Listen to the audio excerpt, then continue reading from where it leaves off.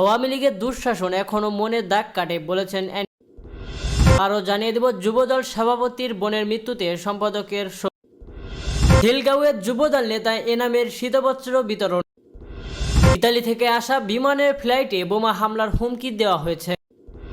তাপমাত্রা বৃদ্ধি নিয়ে নতুন তথ্য আবহাওয়া অফিসে। সর্বশেষ জানিয়ে দেব, চুরির অভিযোগে পিটিয়ে হত্যা। বিএনপির যুগ্ম মহাসচিব শহীদ উদ্দিন চৌধুরী অ্যানি বলেছেন, খেলাধুলা ছাত্র দলের রাজনীতির একটি অংশ। এতদিন স্লোগান দিয়েছি, মিছিল করেছি, মিটিং করেছে, স্লোগানে শেখ হাসিনা পালিয়েছে, কিন্তু ষড়যন্ত্র পালায়নি। আওয়ামী লীগের দুঃশাসন এখনও মনে দাগ কাটে, তাদের অত্যাচার নির্যাতন আমরা ভুলে যাইনি। মঙ্গলবার রাতে লক্ষ্মীপুর সরকারি কলেজ মাঠে ছাত্রদলের ৪৬তম প্রতিষ্ঠাবার্ষিকী উপলক্ষে আয়োজিত ব্যাডমিন্টন টুর্নামেন্টের পুরস্কার বিতরণ অনুষ্ঠানে প্রধান অতিথির বক্তব্যে তিনি এসব কথা বলেন। জেলা ছাত্রদলের ব্যানারে আয়োজিত এ টুর্নামেন্টে ১২ দল অংশ নেয়। এতে লক্ষ্মীপুর সরকারি কলেজের সবুজ দল চ্যাম্পিয়ন ও লাল দল রানার্স আপ হয়েছে। অ্যানি বলেন, ছাত্ররা ক্যাম্পাসে আসতে পারত না। ছাত্রদল সহ বিরোধী রাজনৈতিক দলের ছাত্রদের ফ্যাসিস্ট সরকার খেলাধুলা, পড়ালেখা ও পরীক্ষা দিতে দেয়নি, যার কারণে আমাদের তরুণ যুব সমাজ অনেক ক্ষেত্রে বঞ্চিত ছিল। তিনি বলেন, ৫ আগস্টের পর বিএনপি সহ যারা ফ্যাসিবাদের বিরুদ্ধে যুগপৎ আন্দোলন করেছে সবাই একত্রিত হয়েছে। ফ্যাসিবাদের বিরুদ্ধে আমাদের ঐক্য ধরে রাখতে হবে, তবে যেন তেন ঐক্য হলে চলবে না। এটি হবে ইস্পাত কঠিন ঐক্য, যার কোনো বিকল্প নেই। যদি আমাদের মধ্যে তরুণের শক্তি না থাকে তাহলে আবারও বিপদে পড়ে যাব, তা হতে দেওয়া যাবে না। তরুণের স্পিড পাওয়ার ইলেকট্রিসিটির চেয়েও বেশি পাওয়ারফুল ও হাই ভোল্টেজ। তরুণ আর ছাত্রদলের রাজনৈতিক শক্তি একত্রিত হয়ে হাই ভোল্টেজ হয়েছে। এই কঠিন পাওয়ারের কাছে শেখ হাসিনা, এরশাদ ও পরাজিত হয়েছে। সামনে কেউ কোনো ষড়যন্ত্র করে আসতে চাইলে সেও পরাজিত হবে। জেলা ছাত্রদলের সভাপতি হাসান মাহমুদ ইব্রাহিমের সভাপতিত্বে ও সাধারণ সম্পাদক আবদুল্লাহ আল মামুনের সঞ্চালনায় এতে বিশেষ অতিথি ছিলেন লক্ষ্মীপুর সরকারি কলেজের অধ্যক্ষ মোহাম্মদ মঞ্জুরুর রহমান ও সদর উপজেলা বিএনপির আহ্বায়ক মঈনুদ্দিন চৌধুরী রিয়াজ, লক্ষ্মীপুর পৌর বিএনপির আহ্বায়ক মাহবুবুর রহমান লিটন, জেলা যুবদলের আহ্বায়ক রেজাউল করিম লিটন, সদস্য সচিব সৈয়দ রশিদুল হাসান লিঙ্কন, জেলা কৃষক দলের সভাপতি মাহবুবুর আলম মামুন ও সহসভাপতি বদরুল ইসলাম শ্যামল প্রমুখ।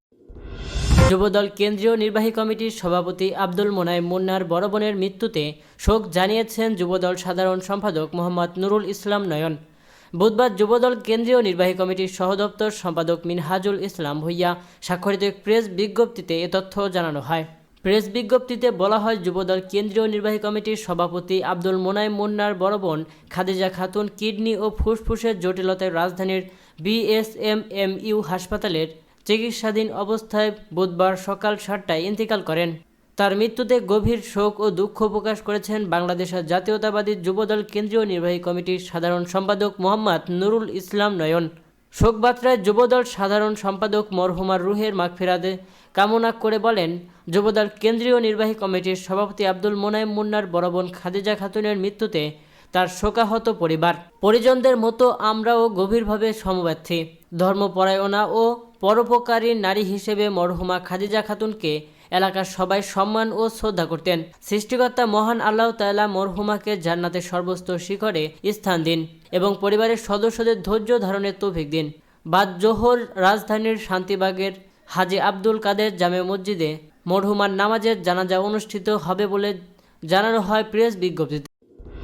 বিএনপির প্রতিষ্ঠাতা শহীদ রাষ্ট্রপতি জিয়াউর রহমানের 89তম জন্মবার্ষিকী উপলক্ষে রাজধানীতে শীতার্ত হতদরিদ্র মানুষের মাঝে শীতবস্ত্র বিতরণ করেছেন ঢাকা মহানগর দক্ষিণ যুবদলের আহ্বায়ক খন্দকার এনামুল হক এনাম।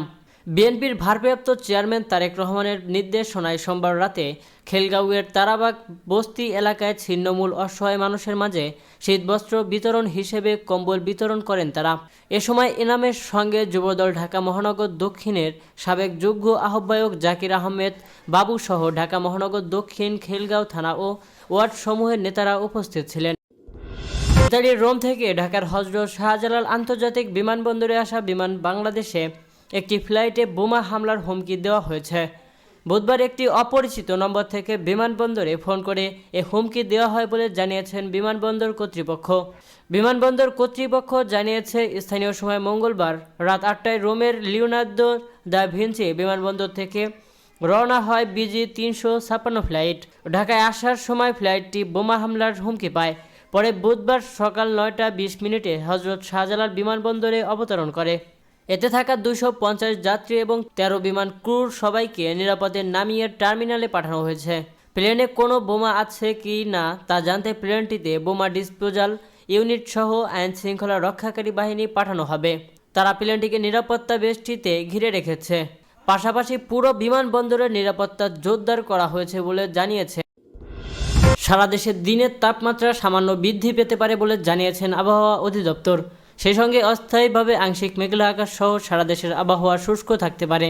বুধবার মোহাম্মদ তরিফুল নেওয়াজ কবির স্বাক্ষরিত 72 ঘন্টা পূর্বাভাসে এ তথ্য জানানো হয়। পূর্বাভাসে বলা হয়, উপমহাদেশীয় উচ্চচাপ বলয়ের বর্ধিতাংশ পশ্চিমবঙ্গ ও তৎসংলগ্ন এলাকায় অবস্থান করছে। মৌসুমের স্বাভাবিক লঘুচাপ দক্ষিণ বঙ্গোপসাগরে অবস্থান করছে। এর বর্ধিতাংশ উত্তর বঙ্গোপসাগর পর্যন্ত বিস্তৃত রয়েছে। এই অবস্থায় বুধবার অস্থায়ীভাবে আংশিক মেঘলা আকাশ সহ সারা দেশের আবহাওয়া শুষ্ক থাকতে পারে। শেষ রাত থেকে সকাল পর্যন্ত দেশের উত্তর পশ্চিমাঞ্চল কোথাও কোথাও মাঝারি থেকে ঘন কুয়াশাও পড়তে পারে। সে সঙ্গে দেশে অন্যত্র হালকা থেকে মাঝারি ধরনের কুয়াশা পড়তে পারে এবং তা কোথাও কোথাও দুপুর পর্যন্ত অব্যাহত থাকতে পারে। সারা দেশের রাতের তাপমাত্রা প্রায় অপরিবর্তিত থাকতে পারে এবং দিনের তাপমাত্রা সামান্য বৃদ্ধি পেতে পারে। বৃহস্পতিবার অস্থায়ীভাবে আংশিক মেঘলা আকাশ সহ সারা দেশের আবহাওয়া শুষ্ক থাকতে পারে। শেষ রাত থেকে সকাল পর্যন্ত দেশের উত্তর পশ্চিমাঞ্চলের কোথাও কোথাও মাঝারি থেকে ঘন কুয়াশা পড়তে পারে। সেই সঙ্গে দেশের অন্যত্র হালকা থেকে মাঝারি ধরনের কুয়াশা পড়তে পারে এবং তা কোথাও কোথাও দুপুর পর্যন্ত অব্যাহত থাকতে পারে। সারা দেশে রাত এবং দিনের তাপমাত্রা সামান্য বৃদ্ধি পেতে পারে। শুক্রবার অস্থায়ীভাবে আংশিক মেঘলা আকাশ সহ সারা দেশের আবহাওয়া শুষ্ক থাকতে পারে। শেষ রাত থেকে সকাল পর্যন্ত হালকা থেকে মাঝারি ধরনের কুয়াশা পড়তে পারে। সারা দেশের রাত এবং দিনের তাপমাত্রা সামান্য বৃদ্ধি পেতে পারে বলেও জানিয়েছেন আবহাওয়া অধিদপ্তর। আবহাওয়া অধিদপ্তর আরও জানায়, আগামী 5 দিনের প্রথম দিকে রাত ও দিনের তাপমাত্রা হ্রাস পেতে পারে। ঠাকুরগাঁওয়ের হরিপুরে মোটরসাইকেল চুরির অভিযোগে রুবেল নামে এক যুবককে পিটিয়ে হত্যা করা হয়েছে। বুধবার সকাল 10টার দিকে উপজেলার জাদুরানী বাজারে মোটরসাইকেল চুরি করতে গেলে ওই যুবককে আটক করে গণপিটুনিতে দেয় স্থানীয়রা।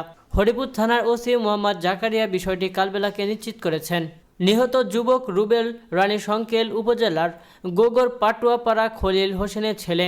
জানা যায়, উপজেলার জাদুরানী বাজারে মুদি দোকানদার আব্দুল মালিকের মোটরসাইকেলে চুরি করতে গিয়ে স্থানীয়রা ধাওয়া করে রুবেল নামে ওই যুবককে আটক করে। পরে বাজারে গরুহাট্টি বটগাছ তলায় তাকে আটক করে রাখে। এ সময় উত্তেজিত জনতা গণপিটুনি দিলে আটক যুবক নিহত হয়।